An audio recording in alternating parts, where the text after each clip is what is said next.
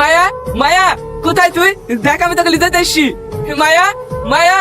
কি উল্টোপাল্টা বকছিস? মাথাটা খারাপ হলো নাকি? মাথা আমার খারাপ হয়নি দিদি, তোমার হবে। এই লাও। এত টাকা? হ্যাঁ দিদি, আমি মাইকে লিজাতে এসছি, তোমার যা টাকা লাগবে সব এখানে আছে। কিন্তু আবার কিন্তু কিসের? দেখো দিদি, তোমাকে আমি টাকা দিয়ে দিয়েছি, ওকে নিজের মতন বাঁচতে দাও। ঠিক আছে, আমার তো টাকা পেলে হলো। যা মায়া, তোর নাগরের সাথে অ্যাশ কর। আজ থেকে আমাদের নতুন জীবন শুরু হলো। আমি তোর গায়ে ওই নোংরা শহরের হাওয়া আর লাগতে দেবো না। তুই আমার মতো একটা মেয়ের জন্য নিজের সবকিছু ত্যাগ করলি। তোর মতো মানুষ হয় না রে। আমি তো তোকে ভালোবেসে এইসব করেছি রে পাগলি, এমনি এমনি তো করিনি। কথা দে, সারা জীবন এই হাতটা ধরে রাখবি। কথা দিলাম, মৃত্যুর আগে পর্যন্ত এই হাত ছাড়বো না। আজ থেকে আমরা নতুন করে বাঁচবো।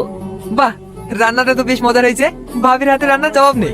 অতটা ভালো না, আমি তো নতুন নতুন রান্না শিখছি। বাবা, নতুন এই অবস্থা, তাহলে তো কদিন পর বাড়ি থেকে খাবারের গন্ধ পাবো। রান্না যতই ভালো হোক, অন্য শহরে তো আর গন্ধ যাবে না। বেশি দূর যেতে হবে না, এই তো পাশে আমার বাড়ি। পাশে মানে? হ্যাঁ, ভাইয়ের বাড়ি 3-4টি বাড়ির পরেই। কিন্তু তুমি যে বলছিলে ভাইয়ের বাড়ি কলকাতায়। ও ঠিকই বলেছে, আমার বাড়ি কলকাতায়, কিন্তু কাজের জন্য মাঝে মাঝে এখানে থাকতে হয়। ও, ভাইয়ের পাত তো ফাঁকা হয়ে গেছে, দুখন রুটি তুলতে। না না, আর খেতে পারবো না। সে কি এত নাম করলেন? আর একটা রুটি খাবেন না? আচ্ছা আচ্ছা, তাহলে আরেকটা দাও। হেল্লা ভাই। কি রে, তুইও বস। তুমি খাইলা ভাই, আমরা দুজন একসাথে খাবো। কোথায় যাচ্ছ ভাবি? এই তো একটু বাজারে যাচ্ছি। আপনি এখানে? আমিও তো বাজারের দিকে যাচ্ছি, চলো তোমার বাইকে করে পুছে দিই। না না থাক, আমি টুকলি ধরে চলে যাব। টুকটুকি মানে? আমি কি মরে গেছি নাকি? আপনাকে অত কষ্ট করতে হবে না, আমি চলে যাব। রোহন বইবে বলে ভয় পাচ্ছে, তাই তো? থামো। হ্যালো। হ্যালো রোহন, এই দেখ ভাবি বাজারে যাচ্ছে, বলছে বাইকে উঠে নামিয়ে দেবো। তোর ভাই যেতে চাইছে না। আমি বইবো কেন? ওই একা একা যেতে পারবে। আরে কি চলে যাবে, আমি থাকতে এই ভাই হেঁটে হেঁটে যাবে।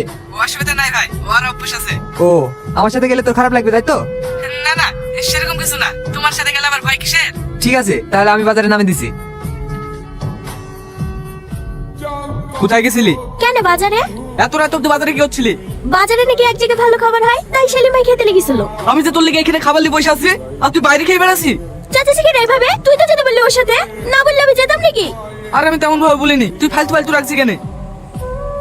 মায়া। একদম কথা বলবি না আমার সাথে। মায়া, এই মায়া। সত্য? আচ্ছা, ভুল হয়ে গেছে, এবারকার মতন ক্ষমা করে দে। আমাকে আর বকবি না তো? আর কোনোদিন বইবো না। ঠিক আছে, রাত হয়ে গেছে, শুই পড়।